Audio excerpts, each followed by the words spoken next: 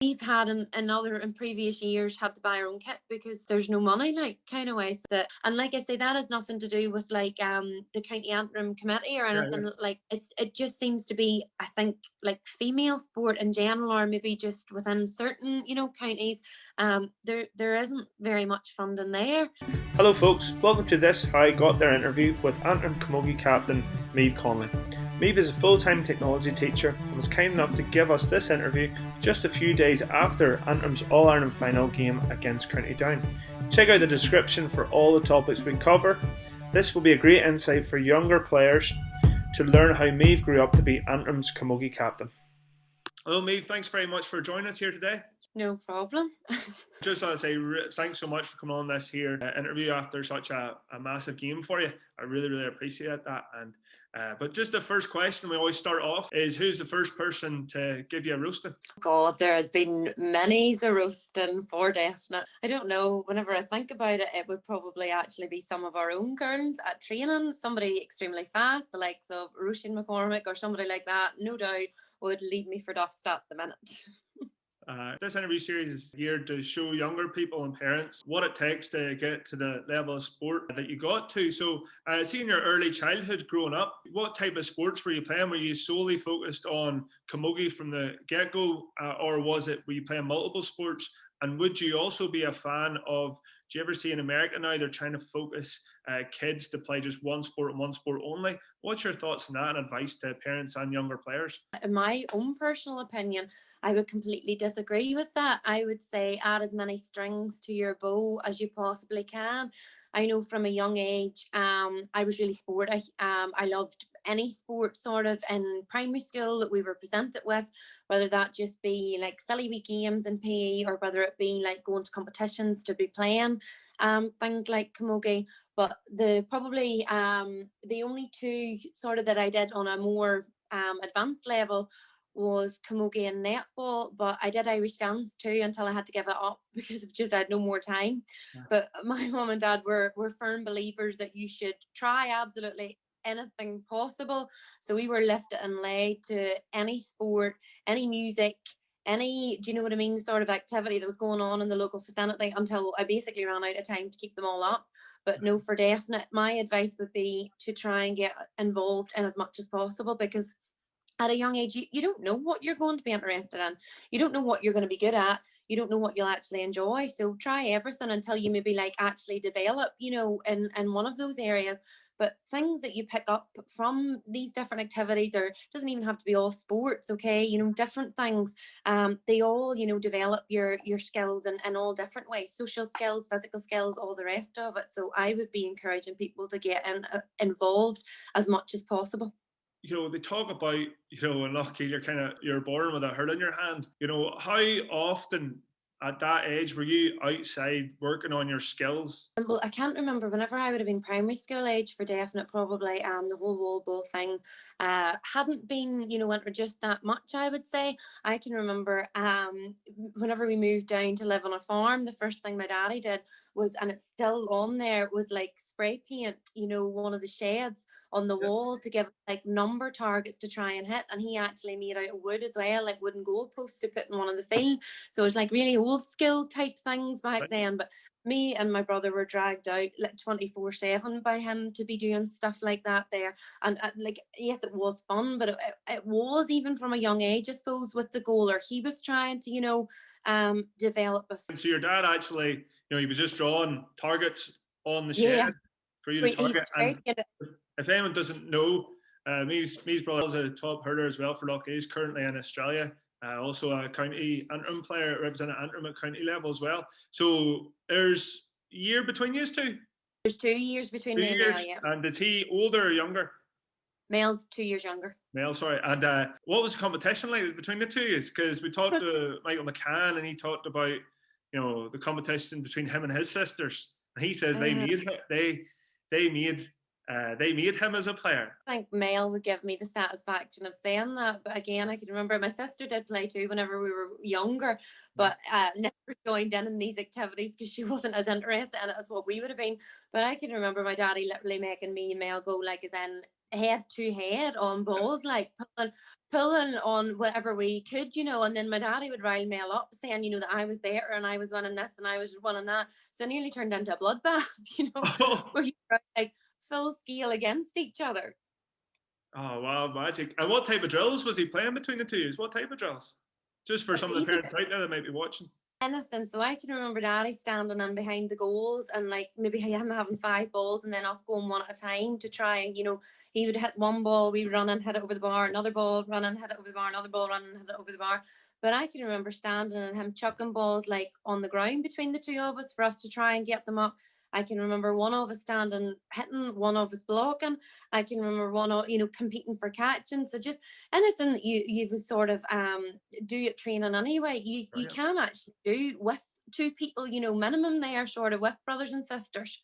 That's magic. And how long, like, was he doing this? Were you doing this like every day or once a week? And how long was it, like for 10 minutes, 30 minutes? I would or say sorry, no, whenever we were really, really young now, like kind of way, whenever we would have been primary school age, we definitely been out 2 or 3 times a week with them. And then I can remember like before big matches, like under 14 FILA matches and things like that, there were like on the morning of the match, we would have been out, like, do you know what I mean, for half an hour before, nearly doing our own wee mini warm up at home before we would go to the matches.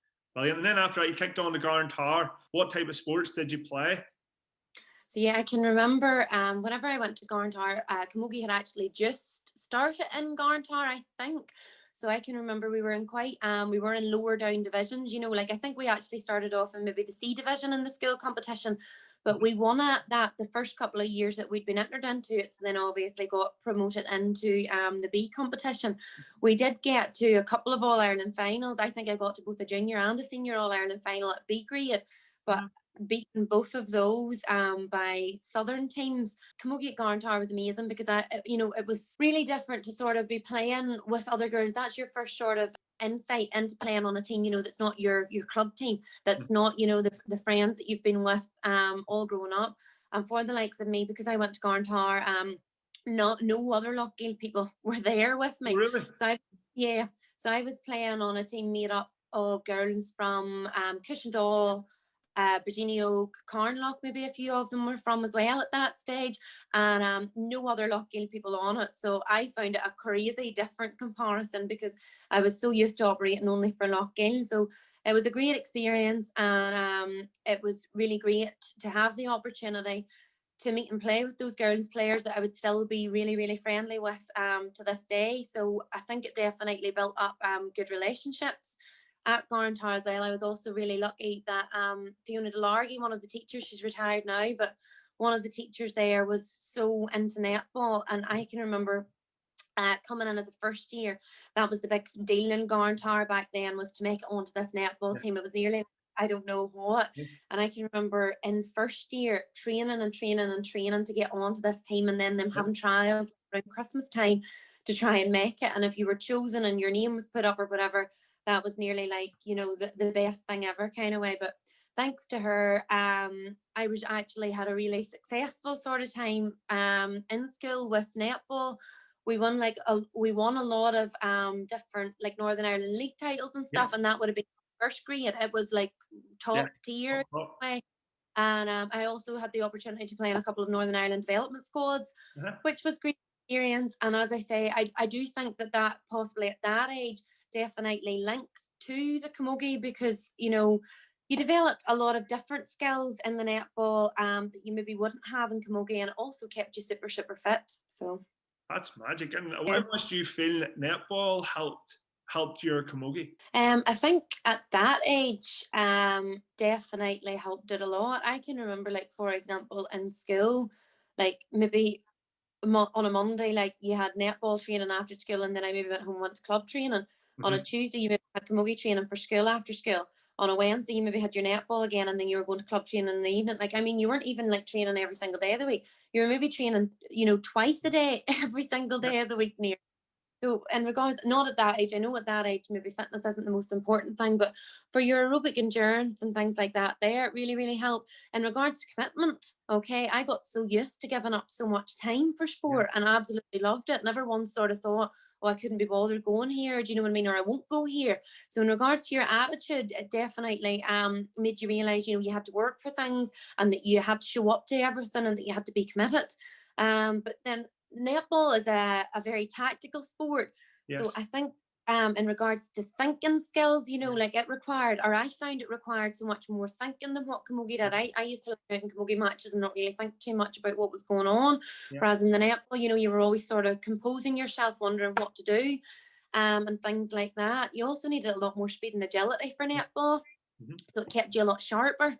But I'm sure that there's loads more probably that transferred across that you maybe didn't even realise. What position were you in netball? I played goal defence in netball. That's sort of similar because, you know, you're centre half back for Antrim. You know, what do you see as the best qualities there in a centre half back? What qualities do you see in centre half backs these days? What makes a successful one? In regards to Camogie, a centre half back, I used to always play midfield for Camogie until maybe 2-3, maybe a wee bit longer ago. And then I sort of moved into the half back line and I just absolutely loved it. From then on, like I just thought my Camogie developed so much. I felt like I could do so much more from there. But aside from that there, I think centre half back is one of those roles where you sort of have to keep everybody going around you sort of way. So I would see myself an awful lot of the time like sort of shouting at other people and keeping people motivated and keeping people, you know, like sort of in the right positions, looking to see where forwards are going, looking to see best possible options of where we should be positioned and things like that there. So I do agree. I think in regards to a position like that, you definitely have to think a lot more about what you're doing instead of just maybe lining out and playing a game of Camogie.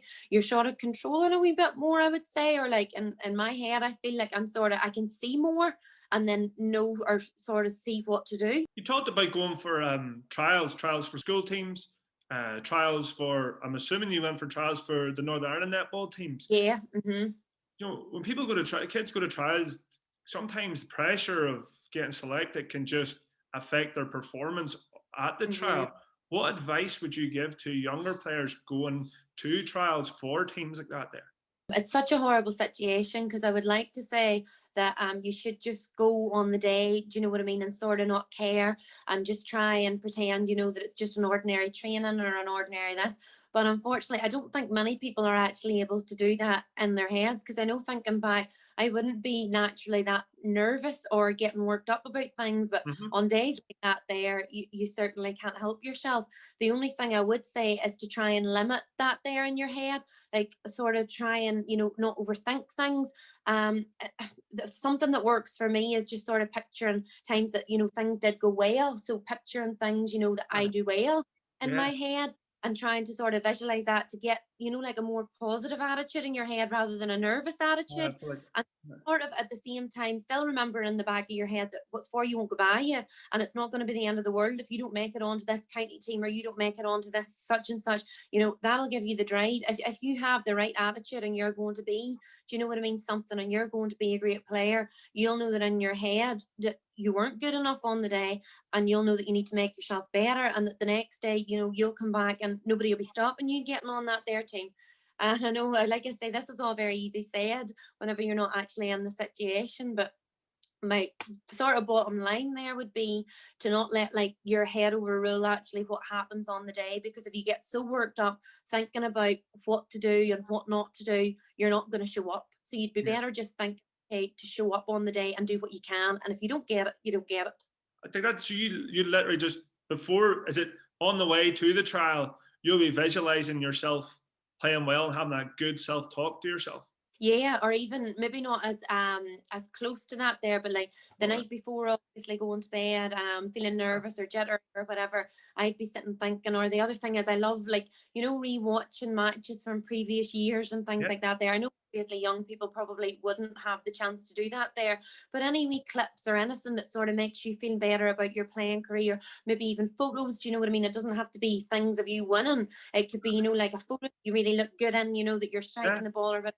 just anything to sort of make yourself, feel a wee bit better. And then before it, like en route to trials or en route to a big day, I actually just think, like talking to somebody about something completely different. Like Yeah. I love, do you know what I mean? On the way to big matches, just getting in a car, getting on a bus and not pretending, but nearly thinking, you could be going anywhere. You don't have to be thinking like that you're going to play this big, mega match, or you're going to this big trial. Try and, be relaxed about the thing and just get on with it.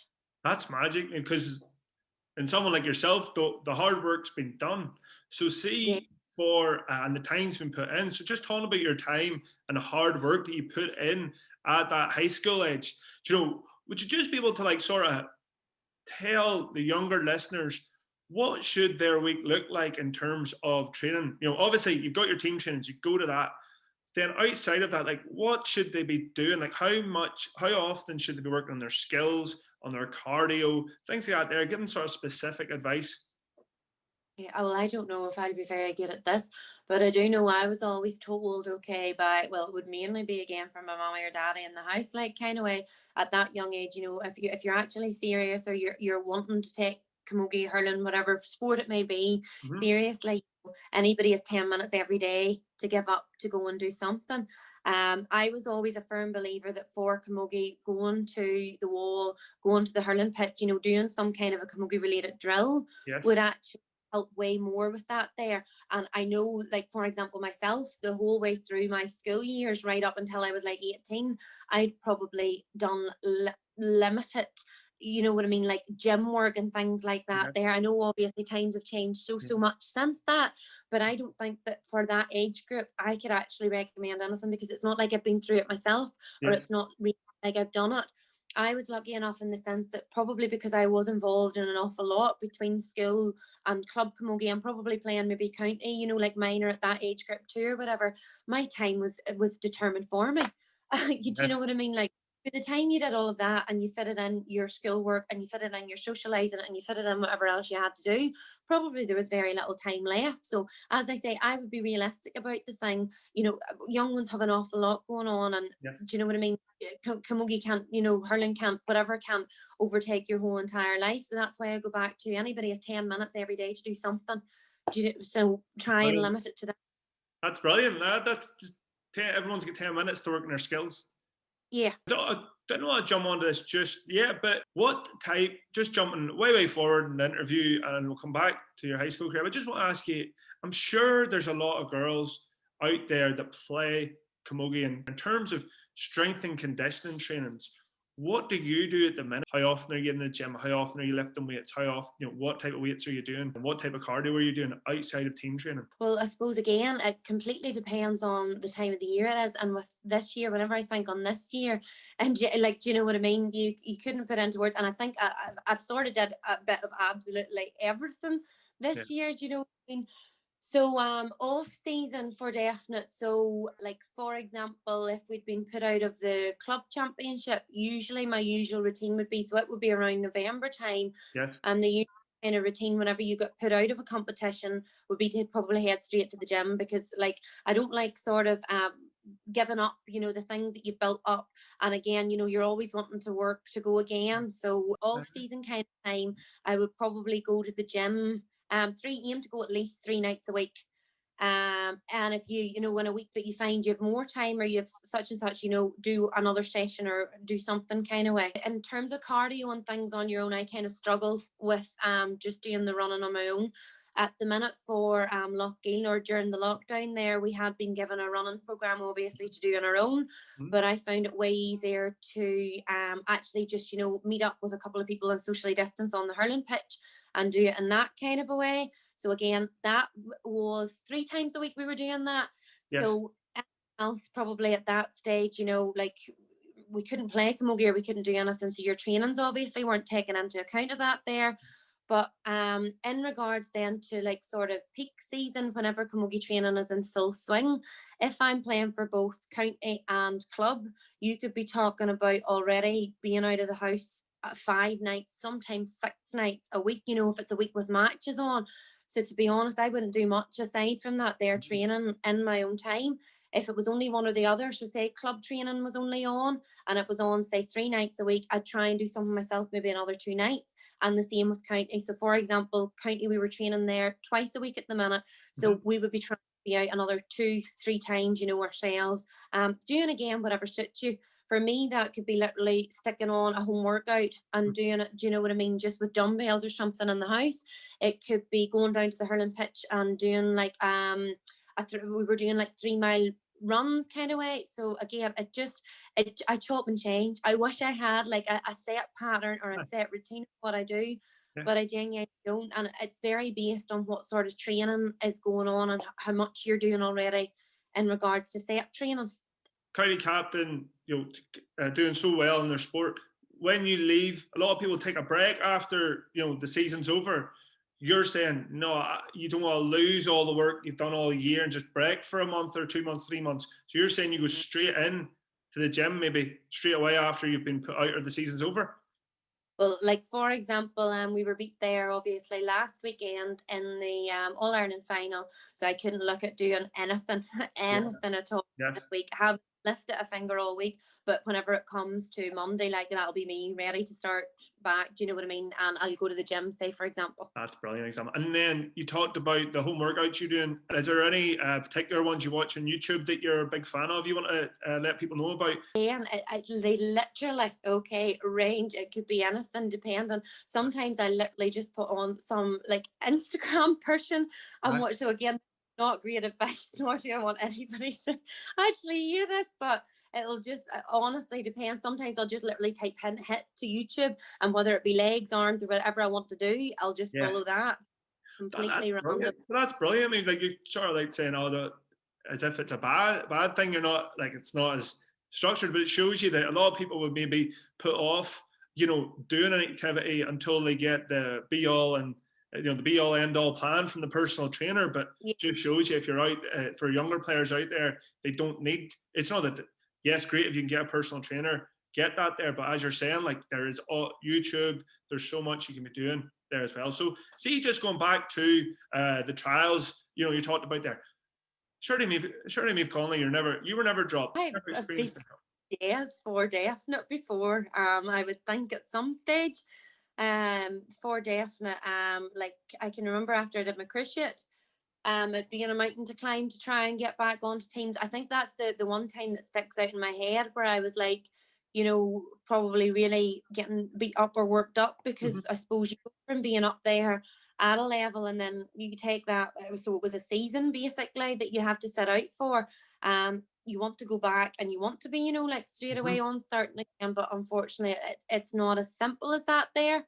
So that would be a time probably, yes, that I've had to, do a lot more individually, a lot more on my own to try and get back to maybe where I was or to try and nail down a position on a team. But everybody goes through good days and bad days kind of way. So I don't think there's anybody invincible that's never been dropped. Talk about just the cruciate injury. What advice would you give to a current player, younger player who does experience a cruciate injury? What advice would you give to them? So I did my cruciate whenever I was 18, I would say I was. It was after a really good, I can remember Antrim senior county team had just won the junior All Ireland the year before. And I was a sub for the team, like wasn't really anywhere near getting started, but it was such a great experience and it really brought me on.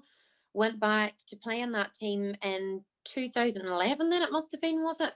I can't even remember the year, bad with dates, but anyway, and I can remember I'd been playing really, really well, had come on so much, and then boom, the cruciate injury happened, and that was literally playing a league match in 𝐓𝐇𝐄𝐑. I can remember it was up in 𝐓𝐶𝐿's top pitch, and just like the start of the year, pre-season matches, league games at the start of the year, the pitches are just an awful condition, and whatever way it happened, I just hit bumpy ground or did whatever, and I can remember I just burst straight into tears, and like I can't ever remember crying in a Camogie match in my life before because of an injury, and it literally just knocked me completely and totally off my feet.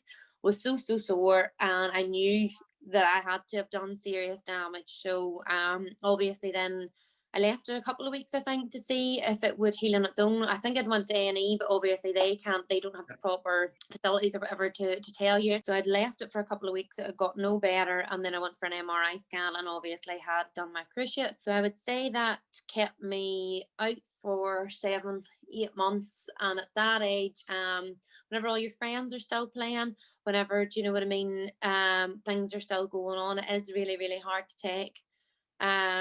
So like I say, I just had to turn sort of individual for the first time in my life, and go to physios, go to, do you know what I mean, things on my own, because I couldn't at the Camogie field. It wasn't a very nice situation to be in, and for anybody, like I say, if I can offer any advice to people that would be in a similar position, you know, having picked up an injury, it's really not a nice thing. It was a horrible situation.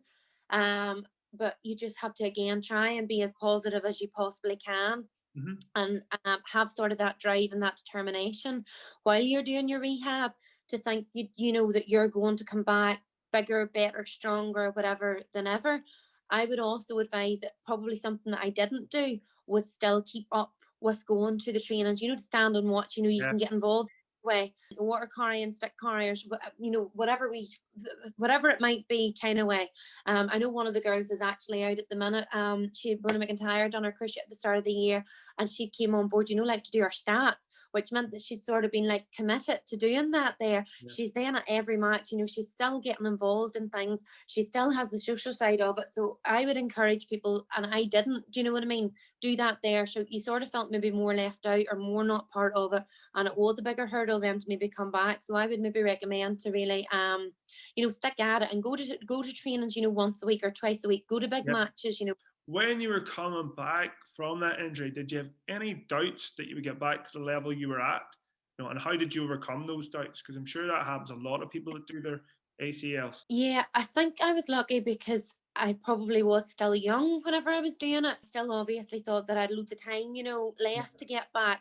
And as I say, I would be quite determined as a person. So I would like to have thought in my head that, you know, I would leave myself in a position to get back to where I would be and to improve. So I know, again, that's me saying, sitting here and I don't have an injury, you know, maybe help somebody sitting there, but try and get your own head right, basically, you know, try and not let those negative thoughts creep in again. It's sort of like the thing about going to the trials. The more you overthink these things, or the more you think the things in your head, you know, that's not actually helping. So having negative thoughts is no contribution to healing you, or it's no contribution to getting you back to where you are. So try and just channel that energy maybe into doing something more positive. You're on that there, the Antrim team that won the All-Ireland. Like, you were still only in upper sixth then when you were going into that team. I would have been in lower sixth. I would have been seventh. So where were you? Where were you when you got the call that you were getting called up to the senior team? How did you feel? And were you nervous the first time going up to that team? So I was absolutely petrified. Yeah, I can remember. That team had obviously been training a long time together, and it was amazing. Like, some of the class, the skill, and the sort of the every single quality that you would look for in a sports team, that county team had. They were so determined, they were so driven, they trained hard, they worked hard. And then me and another girl, my cousin Laura, actually at the time, both had got a call then, like sort of midway through their season or whatever, you know, to come and join. And I can remember being absolutely delighted, like at that age, and as well because Antrim was going so well, like it really was such a big deal. But I can remember getting no enjoyment from it because I was so petrified, and I was so, like, I mean, whenever I went to actual trainings to match, you were terrified. You know, we're terrified of putting, like, if I went to training nowadays and I mishit a ball, or I put a ball wide, you know what I mean, or I did this or I did that, I wouldn't give a hoot. But you see, as a 17-year-old going to play with players like Jane Addams, it was absolutely petrified. So as I say, I was only a sub on that team, but the experience that I gained from that, and also the privilege to have played with some of those people, does stick by me. It really does. I know that sounds really cringy, and like I say, I didn't contribute too much to that team or whatever. I came on as a sub in one of them in the All-Ireland final. In the last maybe 10 minutes, that was my contribution to the entire campaign. But what I would take from it is definitely a privilege to have been part of it. Amazing. And Were they good? But when you first come up with the team, is there any players there that were just, when you came on the change room and you came on the pitch, like, was there any of the players in that team that was like real good? Were they good with you? Okay, yeah, everybody, like I say, so obviously that team was well gelled together. The teams that win All Irelands and things like that there, do you know what I mean? Everybody gets on with everybody and everybody's driving each other on. Everybody has the common interest of success. Everybody has the common interest of making each other better. So I would say every single player, do you know what I mean, on the team made an effort with people. But not even that, like, I think it shows great respect for players, or great respect for me whenever you're lining out in them trainings, or whenever you're doing them trainings, and people are, driving balls at you, people are hitting the ball hard at you, people are marking you hard, that's where you gain respect for players kind of way. And I would say I was definitely treated like that. I wasn't treated sort of as the wee young girl Yeah. or whatever, kind of treated the same, which was good. Who was it stood out to you in that team that you're like, whoa, this is I know there Was was lots Jean, of players, but does anyone just stood yeah, out like, whoa? Ian at the time would definitely have been a big leader on that their team. Rona Torney would have played at that stage as well on that team, and I can remember them too, sort of being Jean, I think I'm nearly 100% sure Jean was the captain, so she obviously took on a very leading role in that and was very encouraging of us kind of young girls joining and stuff like that. Class. And like, what advice would you, like you said, when you come on, you were just petrified, which I'm sure like you had every right to be petrified coming on to such a team like that. What advice would you give to the younger players that are going to be coming on to the Antrim team, from your experience? So first of all, what advice would you give to them about dealing with nerves, etc.? But also, like, what would be like the 3 non-negotiable behaviors that you would say to them? Like, look, if you come and you do these 3 things, you will fit in with us just fine. First of all, going back to how I would felt going to that county training, or going and joining that team or whatever, I would definitely go back and say be more confident. Do you know what I mean? If you've got that call up, or you've been asked to go to the senior panel and you're only a wee younger, you've been asked to go for a reason. So age really doesn't make a difference. Yeah. And I know, like, from my point of view now, that I am one of the older people on the team, like, it seems like such a stupid attitude. Like, if I was to go back to my younger self, like, I'd be slapping myself being like, that was so petty, or that was so ridiculous, why were you not embracing that opportunity more? Why are you not being a wee bit more confident in your own ability? Like, everybody wasn't called, up to do this here. Realize that you've been called up for a reason, and try and use the opportunity to improve yourself, instead of just using the opportunity to go to training and be terrified and not enjoy it. Because whenever you do probably, go to training, and you're more willing to try out, different things, and not be nervous and all the rest, you're probably going to contribute far more. Uh-huh. In regards to 3 qualities, oh my goodness, I don't know. Right. 3 qualities. One would definitely be commitment. It would be like, you're at every single training, raring to go at every single training, like completely and totally giving 100% to every training, unless obviously it's completely unavoidable situation. So I think commitment is one. Determination. All right.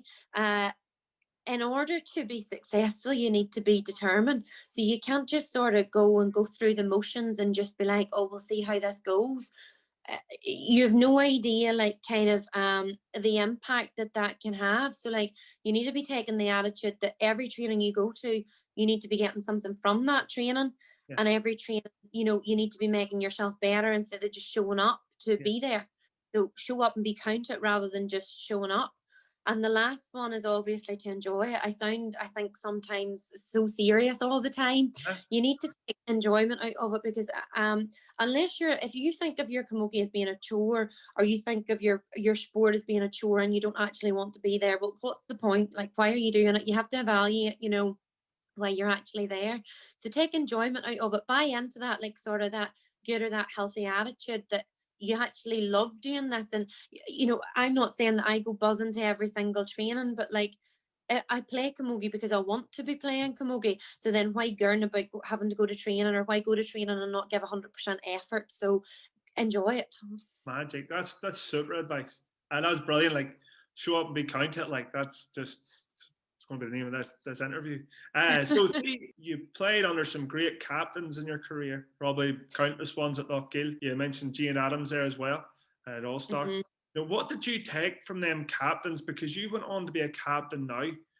What did you take from them captains, and what type of captain What do you see in a good cap? It's funny because, as you say, I've played under so many, and yet I can't think, like, oh, they're all so different. Like, there's not one skill, there's never one single skill, I suppose, that you can take out from one person.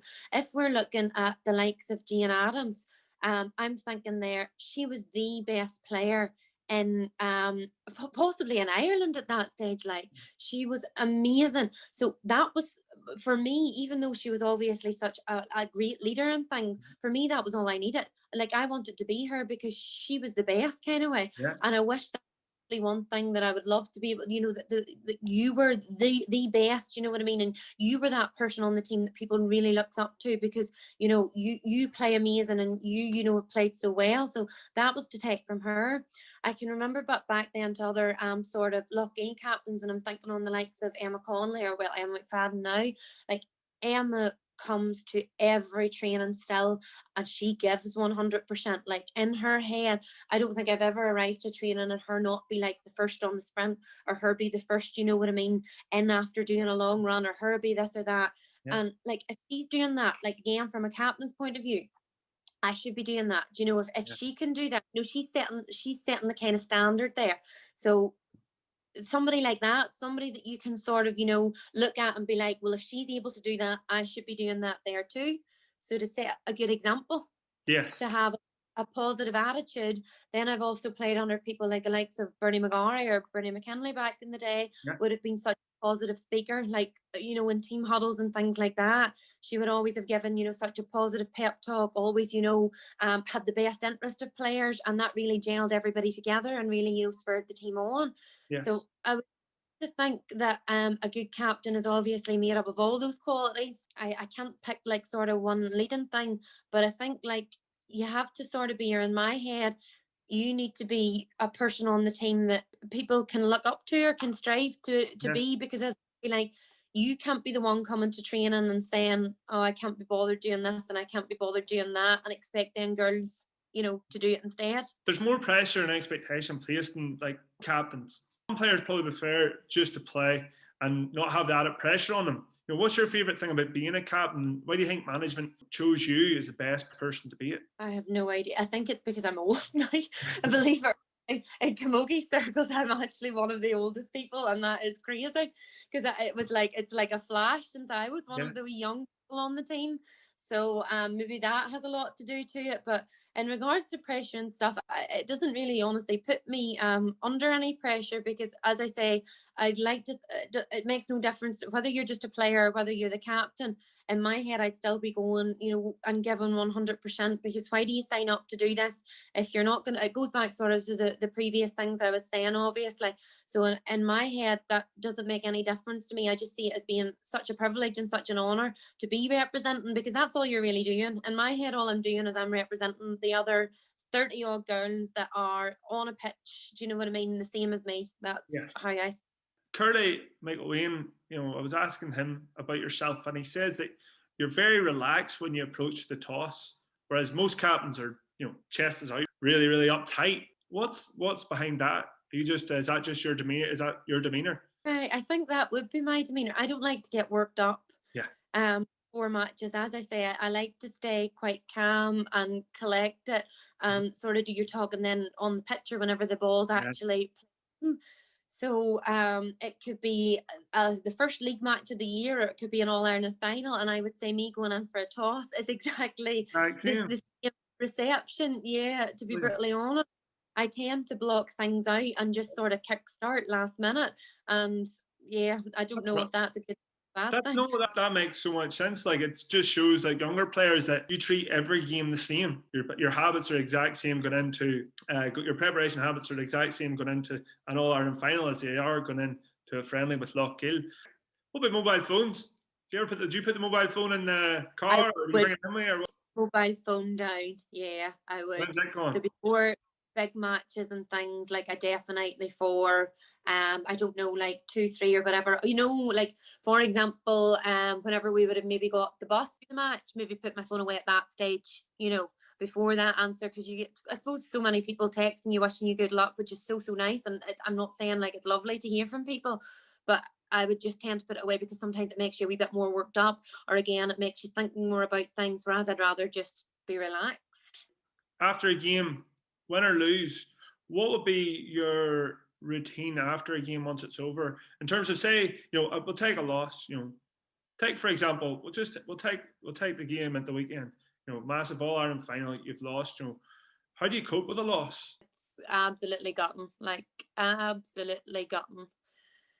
I suppose there's no sort of you try and strive to look for the positives. I'd always try and strive to look for the positives, but you know, after like imagine Sunday there, for example, it's very hard. Like, yes, a week later, 2 weeks later, you maybe can look back and reflect on things and take positives from it. Like, you got to that stage, you got further than what you did before and things like that. But on that, at that particular moment, you nothing. Do you know what I mean? No words, no actions, no nothing is going to make you feel better kind of way. Just complete and total disappointment. And like I say, you just absolutely got it. Like, I just want to close my eyes and be home in my own room and near nobody. Like, I don't want to see anybody. You just want to be in your own, and you just want to sort of mope and stop. And then, like, how have you learned over the years? Obviously, All Ireland final, it's way different. But like over the years, like say other losses, I'm sure losses during the league for club, for in the championship, losses like that there. How have you learned over the years to cope with losses? And advice you give the younger people in dealing with that? Would you ever note down things that you did right, did wrong, things like that? Is there any things you could pass on to younger players? Think it's really, really important in lower key matches. So we're not talking about finals and things like that. So as you say, league matches, or even like the first year you play championship, do you know what I mean, or something like that there, or you've got to the first final in the championship. It's important at these stages to actually reflect, think on what went well, and thinking what didn't go so well. It's also important, I suppose, to remember, and this is something that I don't tell myself or that I don't take on board, but again, if I'm giving out advice to people, it's easy for me to say it, is that realize that that disappointment had to come from you gaining achievement. Like, in order for you to feel disappointed, you had to have actually, gained something to begin with. So in order to reach a final, or in order to get to a stage where you would be disappointed, it has to have been an achievement. So you need to realize that you've still done well. But that's hard to take, or that's hard to accept on the day. And other less important matches where you're maybe not as gutted, do you know what I mean, after, it's important to criticize yourself too. Like, I know the best match I've possibly ever played in my life, whenever I come in home, my mom and daddy will tell me something that I've done wrong, and I'm that is no joke. Like, they will still, find, obviously they'll give me a positive too, but they'll still find some way something, that you can always improve on and that you can always get better. So it's maybe a good idea, no matter win, lose, draw, whatever, to be critical of yourself too, and to not just come home and be like, oh, well, she played pathetic, I was all right. Take responsibility for yourself after things like that, and realize that everybody can get better, nobody's invincible, and that there's always something that you can improve on. I see, in terms of terms of your body recovery, physical recovery, what type of things do you do after a game? This year, for definite with 𝐓𝐇𝐄𝐑𝐄, because obviously the whole coronavirus thing, we started training so late on in the season, which is completely unlike us, and training went from sort of 0 to 100, because obviously we had less time to sort of prepare, and they really, really encouraged us to go from trainings down into the sea in Ballycastle, and that worked wonders for people. Like, it really, really did. And whether it's just, I don't know, a mental thing that you felt like you were going and doing something to help you, or whether it actually helped, I don't know. But to be honest, touch wood, it worked really well for us, like in regards to injury prevention, in regards to people, feeling aches and sores. And I know another thing that works for me would be foam rolling and stuff like that. So I would be into that. I think the older you get, the more shorter you maybe get into this. I would say young people listening to this will be like, what is she on about? Like, they don't feel, or I never felt aches and pains.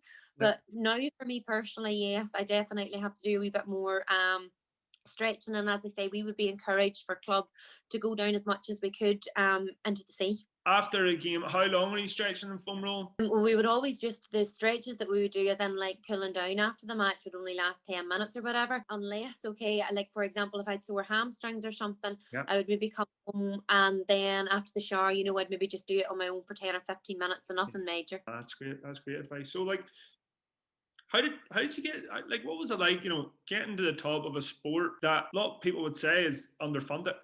You know, like how, like compared to other sport, like in terms of Antrim compared to other counties, but also, you know, female sports compared to male sports. Like, what, you know, what's your thoughts on that? Like, what was the trainings like for Antrim this year in terms of quarantine? You know, how did you cope with resources? Well, I feel like I have always been very lucky in the sense that for club, definitely the committee has always been very supportive in anything that we've wanted.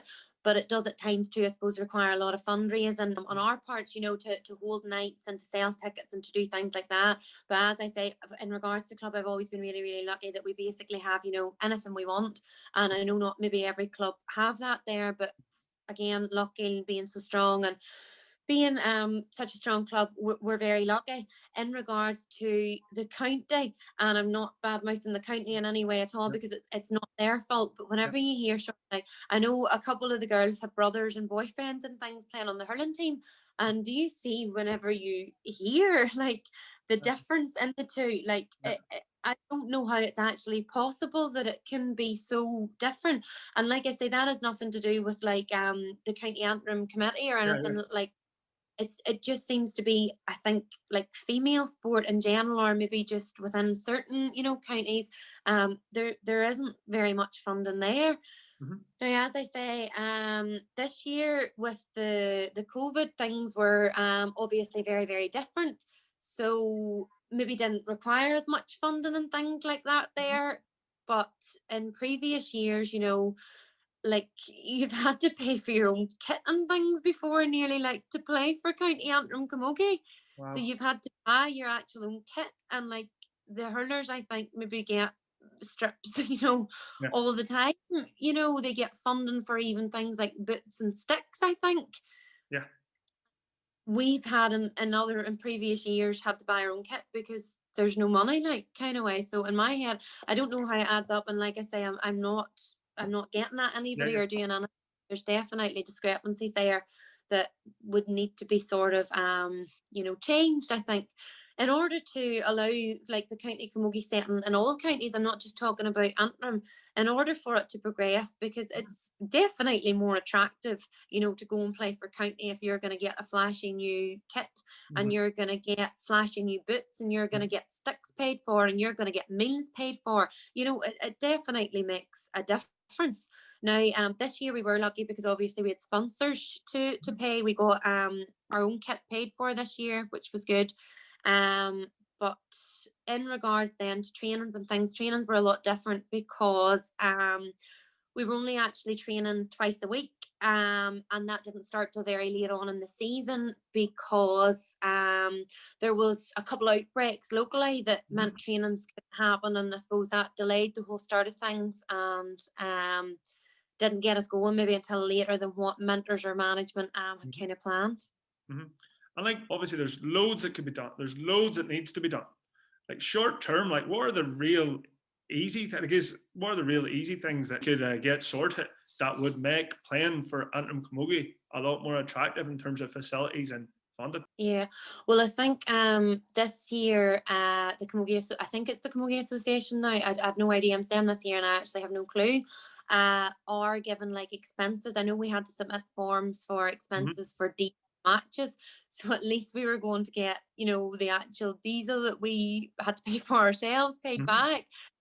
So hopefully that happens. Like that is a step. We've never got that before, so we've never had our diesel expenses paid for. So again, with the whole 2020 thing this year, I think women's sport is maybe, you know, it got a lot more promotion, which was great to see. So in regards to the coverage of matches, in regards to publicity and things like that, it was definitely on the up, which was great to see. But then I suppose all of the other things that I've discussed, which maybe sounds very petty or maybe to do with money, but as I say, that is more encouraging. It sort of puts a sort of a better line or a better stance on things. I'm not saying, like, I've played for the county amount of years, and I, still go when I didn't get. So I'm not saying like I'm looking for these things, Yeah, but yeah. I just mean younger girls coming up, it definitely is more of an incentive, and I do think it's something that they deserve. Like if you're going and playing for your county, I think you deserve, number one, to have your diesel paid for. If you're going to play for your county, I think you deserve, to get playing kit. If you're going to play for your county, I think everybody should get like a matching strip. So they are probably small things that a lot of teams are already getting that Camogie teams maybe aren't. Like, what advice would you give your 18-year-old self if you were going back? Like, what advice would you give her? I would say probably appreciate it more. Like, even though I've always absolutely loved Camogie and I've always given it my all, I don't know if I appreciate it enough. And as I say, I don't know if I was always going out with the attitude to make myself better and to drive on and to do this and to do that, because it is hard, because like you have other interests, you have other things that you want to be doing probably at that age. But my advice would just be to stay positive. You are playing Camogie for the enjoyment of it, so make sure you are enjoying it. What advice would you give to younger players when it comes to social media? Is it, as a player, because I'm sure they're getting there's a lot of people writing about how you played, or I would tend to take everything with a pinch of salt. I definitely, I would read match reports. I'm not like, I always would. There's no point in me denying and saying I would ignore it. I'm not a big social media person now, for definite, but I would always read match reports. I wouldn't take things to heart. I would use them to spur me on. So if something's been written about you or something's been said about you, and even it doesn't even have to be in regards to social media. It could be in regards to the person sitting on further down the bus. Like Maeve Connolly didn't play that well there today. It's don't take things to heart. There's nobody in a position, I don't think, that can sit and say that they're the perfect player and that they're amazing. So you need to be able to take some criticism without, getting offended. If you're going to go to Camogie or you're going to go and play a sport, you need to be willing to take criticism, because you're going to play badly, you're going to make mistakes, you're going to do these things. And if you aren't willing to accept that, then you're not going to make it very far. But at the same time, I wouldn't beat myself up. I sometimes think that I'm my own worst critic. So in my head, I'll overanalyze things. I've already said about my mum and dad will overanalyze things and they'll be very hard on me. So, like, a stranger saying it in a newspaper report, or somebody, like, it doesn't hurt you, like, whenever you hear it yourself, whenever you know it in your head, maybe that you've done it, or whenever they say it. And the flip side of that is, if I think in my head I've done all right, I'll be happy enough with that, that I don't need to hear from, other people that I was pathetic or I did this or that. So it's all about honesty. It's about being, sorry. yeah, it's about realizing, okay, whether, and this is actually true, and being the big enough person to accept it, or otherwise not getting offended because this person maybe isn't right or wrong or whatever, like, kind of way. So yeah. Thanks so much for your time today. There's going to be people out there that's going to get lots of value from it. Here, that was brilliant. Will it show me, or is it just my voice you'll hear? Well, I'll show you. Oh, mommy will kill me because I'm probably in the worst room in the house here. Massive thanks to Maeve for those brilliant insights. If you'd like to support these interview series, head over to 𝐓𝐇𝐄𝐑𝐄. It's a product I've created for your pets, so people just have to tap onto your pet's fetch tag and they'll be able to call you if they're lost or find directions to your home. And if you use coupon code Maeve, you're going to get £5 off, and it's only going to cost you £10. So thank you guys, like and share to spread the word. Bye bye.